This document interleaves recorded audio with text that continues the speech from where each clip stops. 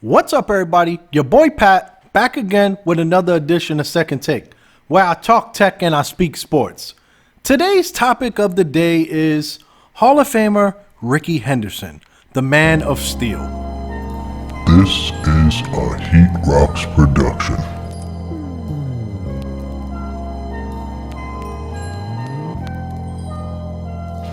Now, before we get into it, make sure you like and subscribe and hit the bell as it helps out the channel. Now, let's talk about Rickey Henderson. But before we talk about him, we've got to rewind a little and discuss Lou Brock. Up until Rickey Henderson's Major League debut in 1979, Lou Brock was the king of the stolen base.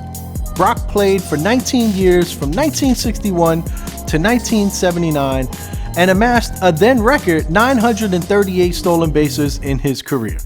He also held the single season stolen base record with 118 stolen bases in 1974.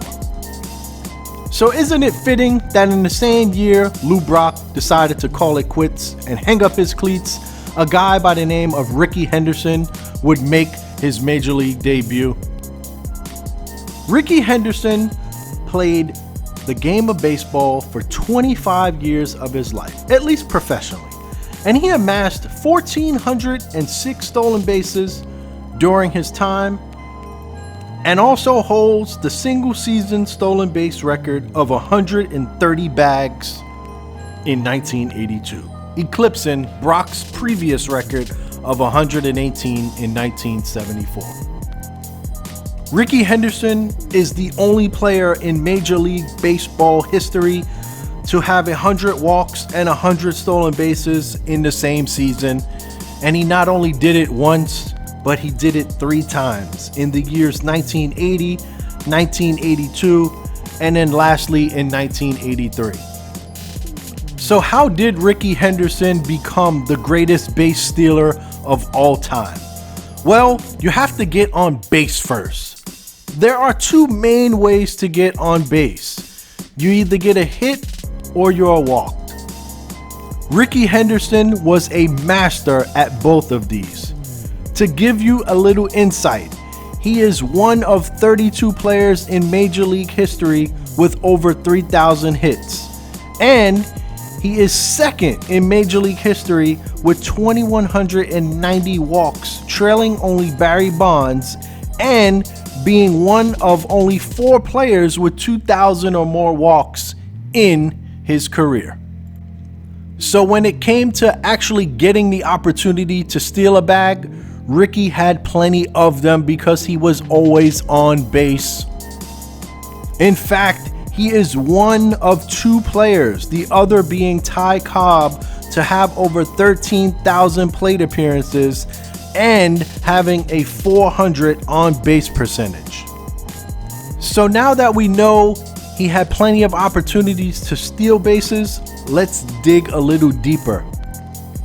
Let's start off by saying Lou Brock played 19 years in the major leagues and had over 900 stolen bases. Rickey Henderson literally broke Lou Brock's record in Rickey's 13th season, 6.5 seasons earlier than Lou Brock was able to amass such totals. So not only was Rickey stealing a lot of bases, he was doing it very efficiently. In fact, Rickey was just as efficient at stealing third base than he was at stealing second base. Rickey stole second base 1,080 times in his career and was successful 81% of the time, and he stole third base 322 times and was successful 82% of the time. And just for the fun fact, he also stole home 4 times. Let's take a look at Rickey's illustrious 1982 season, in which he had 225 opportunities to steal a base, meaning no one was in the base ahead of him.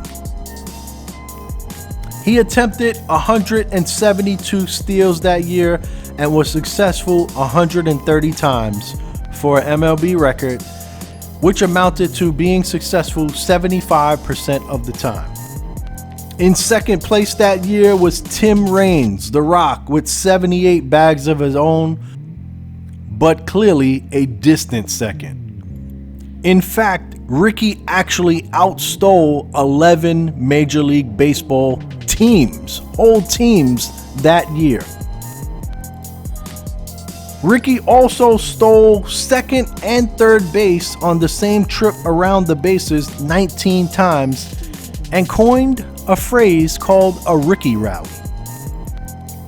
He also accounted for 56% of the Oakland Athletics steals that year, who as a team had 232.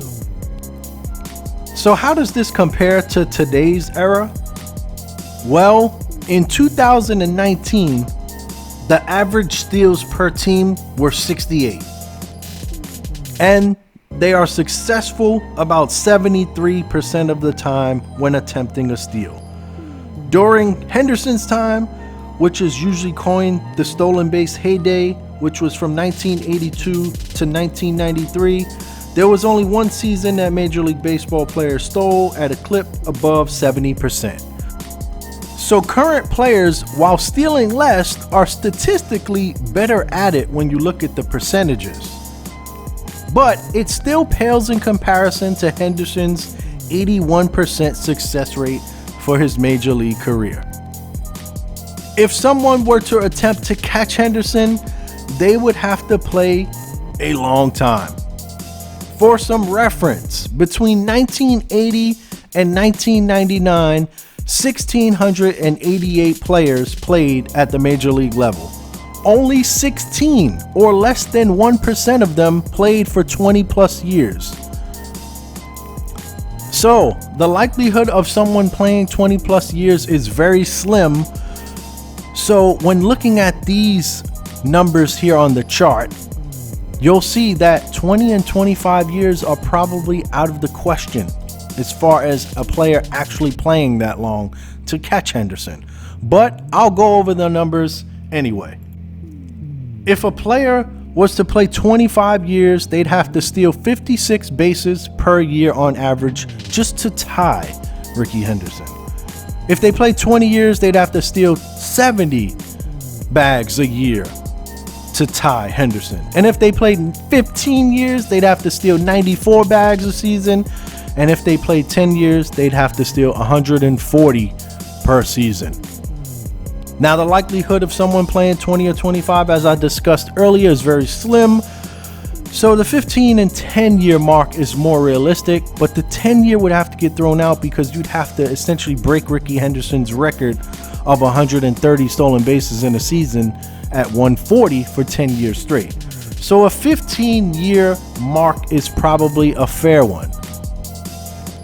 But as I stated earlier, the average MLB team is stealing 68 bags as a team. For the 15-year mark, you'd have to steal 94. So unless baseball is going to return to its stolen base heyday, Ricky Henderson and his stolen base record are probably safe. Shout out to everybody rocking me on YouTube, Instagram, the Anchor app. You can also find me on Spotify, as well as Apple and Google Podcasts. It's your boy Pat. Peace. Catch you on the next one.